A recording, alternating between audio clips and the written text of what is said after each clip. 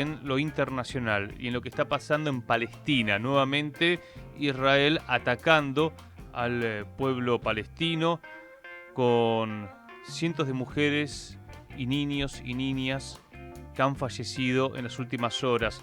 Tadeo Castiglione es analista internacional, periodista. ¿Qué tal, Tadeo? Lucas Molinari, aquí en Gráfica te saluda. Muy buenos días, estimado Lucas. Un enorme placer estar junto con ustedes. ¿Israel rompió la tregua?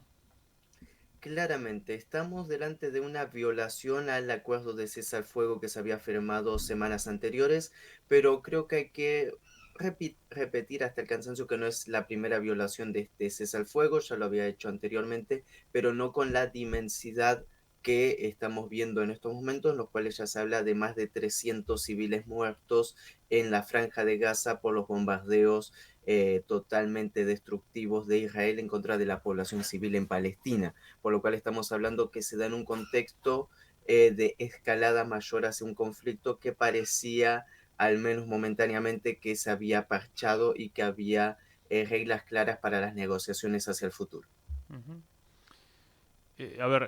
Bombardeó durante cuántas horas Gaza. Contanos el detalle de la operación que hizo.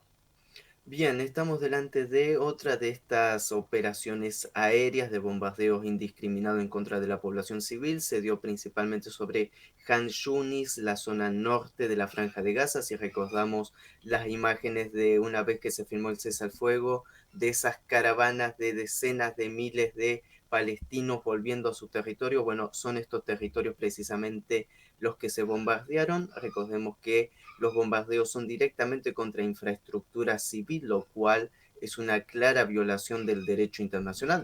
Pero bueno, a lo largo de este conflicto ya hemos visto cómo el derecho internacional vale poco y nada delante de las opiniones del Estado de Israel y de quienes lo apoyan totalmente, como es Estados Unidos y también otros países europeos que le proveen de armas, como por ejemplo lo es Alemania. Entonces, Uh-huh. nuevamente vemos cómo están recalentando un conflicto, nuevamente vemos cómo patean el tablero en las mesas de negociaciones que se estaban dando en Qatar. Recordemos que el canje de prisioneros estaba funcionando de manera correcta, más allá de algunos problemas entre ida y vuelta, y que este nuevo recalentamiento total del conflicto se da por el bloqueo de la ayuda humanitaria que hizo Israel hace ya poco más de una semana, que no permite el acceso de Rafah y otros puntos para el ingreso de ayuda humanitaria, lo que fue derrumbando al 100% todas las negociaciones en marcha.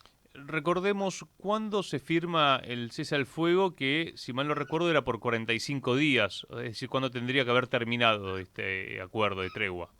Sí, el acuerdo de tregua se tenía que terminar en esta semana, por eso se estaba negociando otra en Qatar con todas las partes involucradas, pero lógicamente cuando termina un cese al fuego no se pueden comenzar las hostilidades de manera directa. Acá hay que repetir que no hubo otra hostilidad de parte de Hamas ni de la resistencia palestina hacia Israel como para que se dé este acontecimiento, y recordemos también que en el derecho internacional se habla de que cualquier ataque debe ser con la misma igualdad de fuerza, algo que no lo hemos visto a lo largo de este conflicto, y que Israel vuelve nuevamente a violar todo tipo de legislación internacional en este conflicto. Creo que eso es un acto no menor a tener en cuenta en los análisis, porque nos Ujú. permite tener noción de cuál es un país responsable delante de la ley internacional, y que incluso su primer ministro está siendo buscado por la Corte Penal Internacional. Eso nos tiene que dar la imagen de la criminalidad con la que se comportan y de lo que representan cabalmente. Estaba viendo las cifras que informó el Ministerio de Salud de la Franja de Gaza. Al menos 404 muertos. Este al menos entiendo que debe ser por los bombardeos, los escombros, los cuerpos debajo de los escombros, en su mayoría mujeres y niños y niñas, y 562 heridos. Esto es lo que han informado. Han bombardeado incluso escuelas donde había gente que estaba refugiada.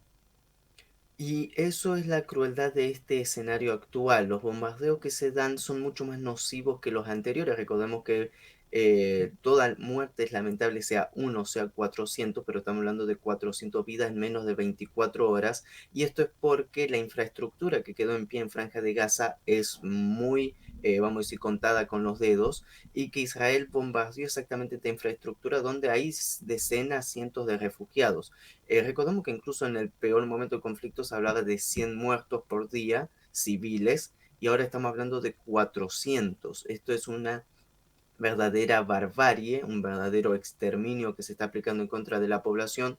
Y recalcar esto, lo vimos claramente cuando se negoció el cese al fuego, cuando jamás desfilaba por las calles de Gaza, mostrando que su estructura militar había resistido bastante bien y casi intacta pese a todos los bombardeos israelíes. Entonces, los bombardeos israelíes realmente no se enfrascan en bombardear estructura real de Hamas, sino en contra de la población civil, para expandir este pensamiento, vamos a decir, de terrorismo, para que las personas abandonen definitivamente la franja de Gaza, que es lo que quiere Israel, para convertir toda esa zona en un balneario turístico, que fue incluso lo que dijo el mismísimo Donald Trump. Vamos a hacer la mejor playa en todo el mar Mediterráneo en la franja de Gaza.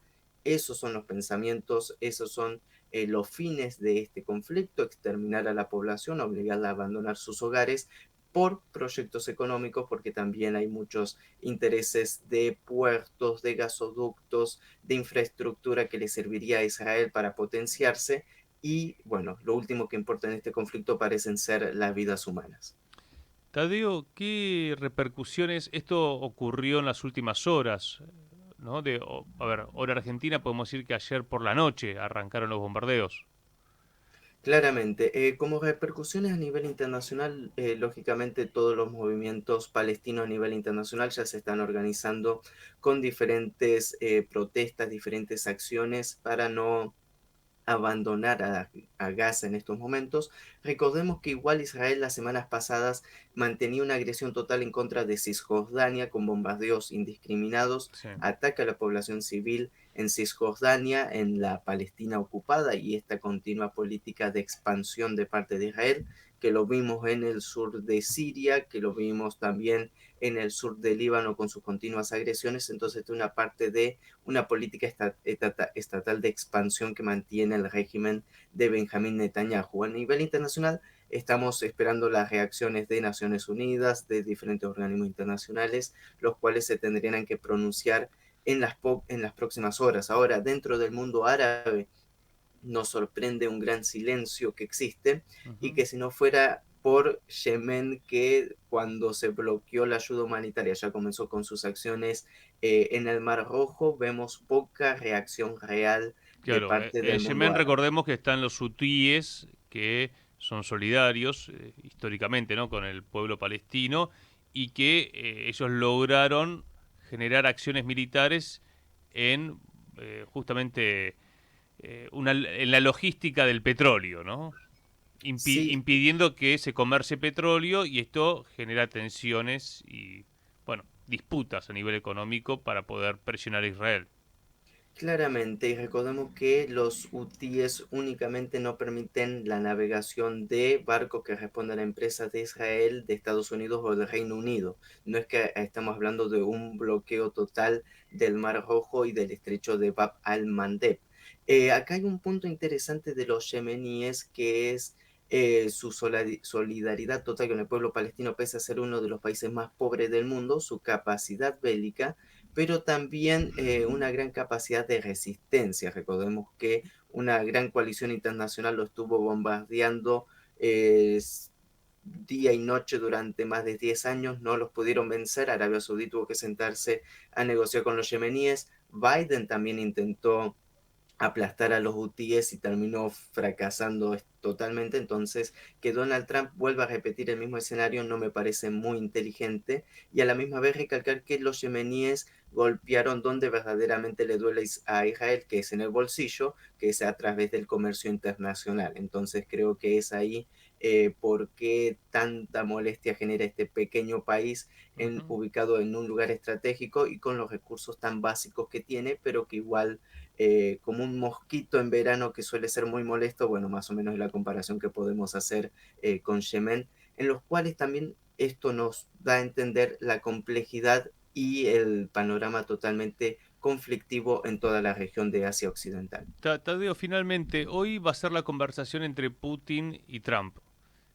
¿Se va a hablar algo de esto? En realidad se está negociando Ucrania, podemos decir, se están repartiendo Ucrania. Eh, y en Medio Oriente uno ve que se están discutiendo fronteras también. Israel claramente está discutiendo fronteras, no solamente para lo que es Palestina, sino para lo que es Siria. ¿Cómo estás viendo, bueno, primero la coyuntura y en esta charla, principalmente entre Trump y Putin? Bien, recordemos en 2 minutos dos cuestiones sumamente interesantes. Primero, que los mapas modernos hace 100 años eran totalmente diferentes y dentro de 100 años van a ser totalmente diferentes. Esto hay que entenderlo porque es la dinámica geopolítica global en continuo movimiento, por eso la necesidad de tener países fuertes y de defender la soberanía nacional bajo todo contexto. Ujú. Eso como para tener en cuenta teóricamente. Y Perdón, me respecto a encanta las... tu comentario porque incluso eso va para la Argentina. Totalmente, totalmente. Anterior a Roca no teníamos el territorio que tenemos hoy, ni éramos un país bicontinental. Podemos dejar de serlo en poco tiempo. Tal cual, por eso las advertencias y prestar atención delante de esto. Respecto a la llamada entre Vladimir Putin y Donald Trump, se van a enfocar en los temas que ya se habían pactado anteriormente. Es difícil en una conversación entre presidentes meter temas por afuera de la agenda que se había pactado, pero sería interesante que se tocara la situación también en Asia Occidental y como punto para tener en consideración lo que puede ser la ampliación de este conflicto es que, ya lo dijo Donald Trump, y la entidad de Israel lo mantiene como enemigo principal, que es la República Islámica de Irán. Y justamente durante toda esta semana hubieron ejercicios militares conjuntos entre Irán, la Federación Rusa y la República Popular China como respaldo a Irán. También recordemos las amenazas continuas de Donald Trump por el plan nuclear iraní y también que Irán y Rusia firmaron un acuerdo de cooperación de seguridad mutua total, por lo cual vamos a decir que Irán tiene un manto protector, pero que esto no lo inhibe de cualquier tipo de conflictividad a nivel regional. Recordemos que aquí el plato principal para la redefinición del escenario por parte de Israel es provocar una guerra en contra de Irán, lo cual le permitiría seguir recibiendo recursos y seguir manteniendo todas estas políticas beligerantes que hemos estado analizando en estos momentos. Tadeo, gracias y un gustazo. Fuerte abrazo y un saludo para ti y para toda nuestra audiencia. Allí escuchaban al periodista, analista internacional Tadeo Castiglione. Vamos a una pausa, estamos en punto de partida.